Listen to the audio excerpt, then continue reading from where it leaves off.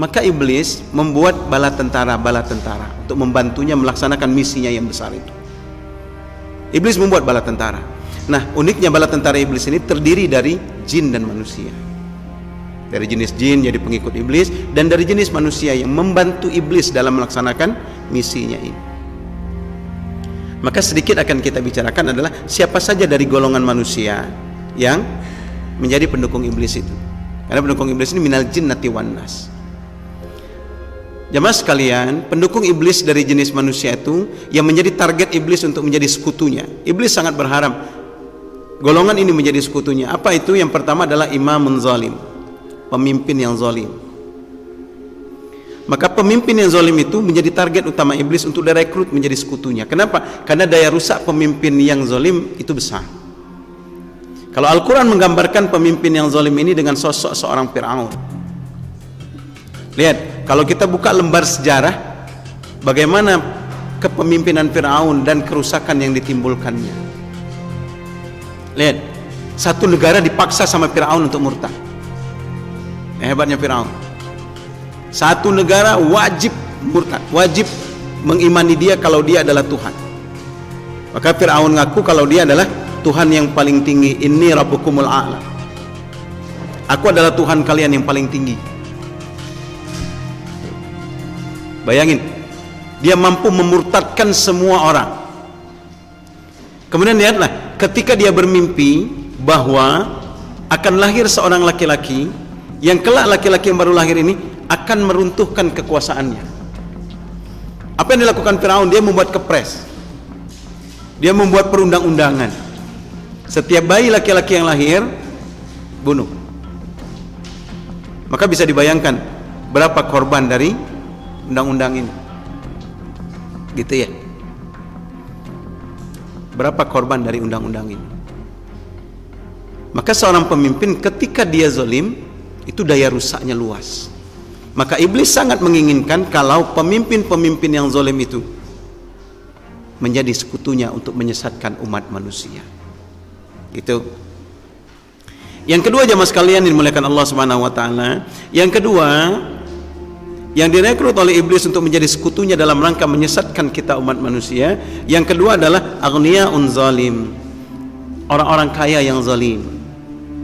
Kenapa orang kaya yang zalim ini ditarget oleh iblis untuk menjadi sekutunya? Karena dia punya modal untuk melakukan kerusakan di muka bumi, gitu.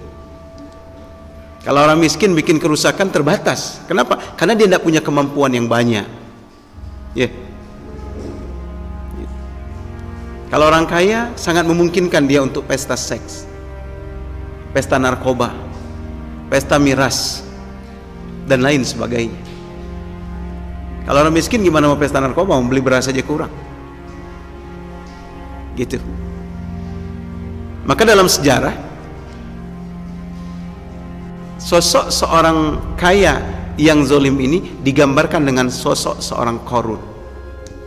Kalau kita membaca riwayat, Qarun ini masih punya kekerabatan dengan Nabi Musa alaihissalam. Tadinya seorang laki-laki yang tekun ibadah. Karena dia tekun ibadah, hidupnya miskin, Musa terharu melihatnya. Sehingga Musa mengangkat tangannya, ya Allah, anugerahkan rizki yang melimpah untuk saudaraku Qarun. Doa Nabi Musa Allah kabulkan. Sedikit demi sedikit kekayaan Qarun semakin meningkat. Sampai akhirnya sejarah mencatat bagaimana Qarun ini memiliki kekayaan yang luar biasa.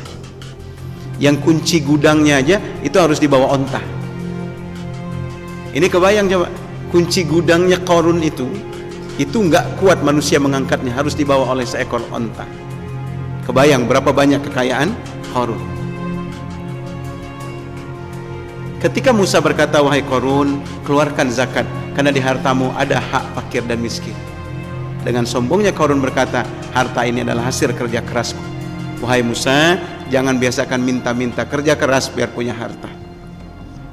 Maka Allah menghukum Qarun dengan menenggelamkan beserta harta bendanya. Lihat saking banyaknya harta Qarun itu, kalau ada orang gali sumur, tiba-tiba dia nemu guci emas. Apa kata dia? Saya nemu harta Qarun, kata dia. Sampai ke Indonesia pula hartanya rupanya. Subhanallah. Ya. Maka orang kaya yang zalim, dia punya modal untuk melakukan kerusakan yang luas. dia menjadi target iblis untuk menjadi sekutunya. Yang ketiga, ma'asyiral muslimin yang dimuliakan Allah, yang ketiga yang menjadi target iblis untuk menjadi sekutunya, untuk membantu iblis menyesatkan umat manusia, yang ketiga adalah ulama ussu, ulama yang jahat, ulama yang senang mempermainkan ayat untuk mendapatkan keuntungan. Dalam sosok sejarah ini digambarkan dengan seorang yang bernama Bal'am. Bal'am ini ulama juga di zaman Firaun, yang kerjaannya mencari dalil untuk kesesatan Firaun.